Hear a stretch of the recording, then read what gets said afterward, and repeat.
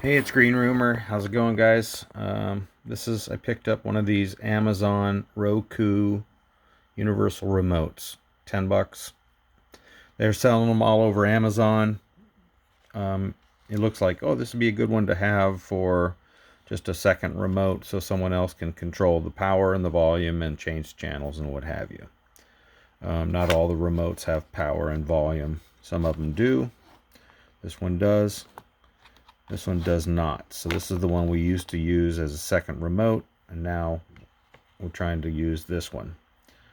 So just FYI, this will not work with a Roku stick. At least this version won't work with the Roku stick, but it will work with a Roku TV, which I do not have. I have an external box. It's a Premiere Plus, I believe, or a Premiere Ultra 4K or something like that.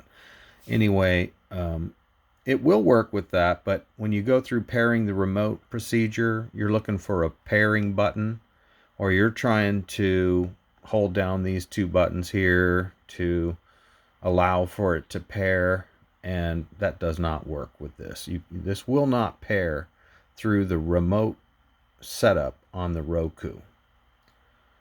If you have a TV that's a Roku with Roku built in, this does not need to be paired. It just works perfectly like it is. At least I'm told that. I don't have a Roku TV. But as far as it being a box like my Premiere boxes, you have to learn the remote. This is a learning remote. So every single one of these buttons has to learn from these buttons. And the way you do that, you have to push these two bottom buttons and hold them down. And we'll do one. We'll learn one button here. We'll hold down these buttons. Now the light turns green, and then we'll learn the up button here. So we're going to push the up button. That's flashing red. And then we'll line this up pretty square and push the up button. And now we've learned up. So every button has to be learned on here all throughout the whole thing. So it's green again. Now I can touch another button. So we'll go down, and then we'll teach it down. It's like that. So home button, up arrow, pause, forward, reverse, blah, blah, blah. All these buttons, including these down here, these Hulu and so forth. Now when it comes to the power button, well, this remote has no power button or volume. And this one, it just will not teach it to use those three buttons. I don't know why. It just does not work. You'll notice the light went out. After waiting for a few seconds, it just stops learning and it goes into normal mode. You can use it. So when you're done teaching it, just leave it alone for a few seconds and it will go back into just the light will be off, and now it's usable. You can pick it up and do whatever you've taught it.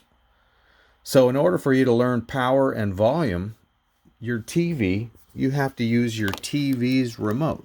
I have a Sony. This is the TV's remote. So I put it face to face and taught it to turn on and off with the power button. So same thing, I push these two bottom buttons, push the power button, push that power button face to face, and it taught it power.